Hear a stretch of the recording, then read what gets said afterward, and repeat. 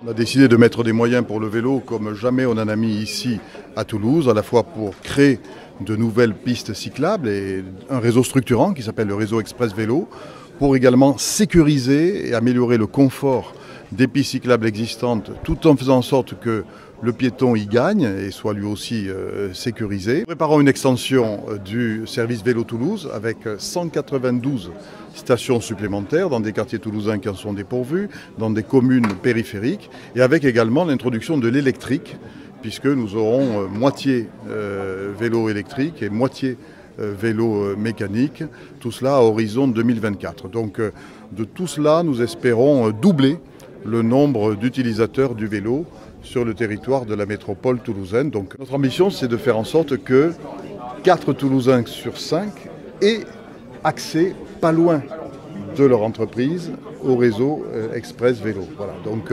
l'idée, c'est de mailler les pistes cyclables près des lieux d'emploi pour que sur cette tranche horaire où il y a aujourd'hui beaucoup d'embouteillages et par conséquent beaucoup de pollution, davantage d'actifs puissent prendre le vélo, que ça soit pratique pour eux.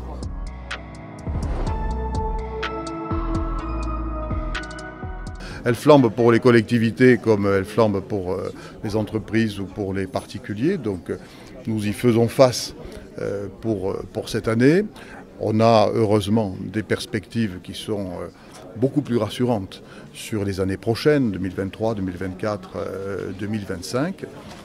Notre volonté, c'est de ne pas faire supporter cette inflation que nous savons conjoncturelle par les Toulousains, mais plutôt c'est en prenant sur nous, par des choix de gestion, par l'optimisation de la gestion, que nous devons faire face. La facture d'électricité est une des clés du budget TICO.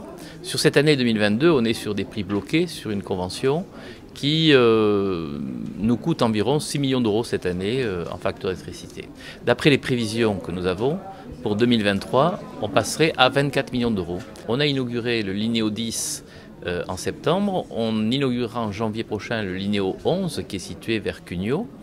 Et puis, on a les grands projets, il y en a deux, parce qu'on parle souvent du métro, mais de la troisième ligne, il y a aussi le CLB, c'est-à-dire la prolongation de la ligne B de Pyramonville jusqu'à la Beige. Et ce processus-là est en cours, puisqu'il va plus vite que le projet de M3. Donc on peut penser que le projet, techniquement, sera lancé en gros œuvre début janvier prochain, pour une fin de chantier en 2026. Et puis il y a le grand projet du métro. On aura en décembre les appels d'offres sur tout ce qui touche aux bâtiments de travaux publics, les grandes opérations, pour un premier coup de pioche entre guillemets qui pourrait être donné dès la fin du mois de décembre, mais avec une accélération en 2023.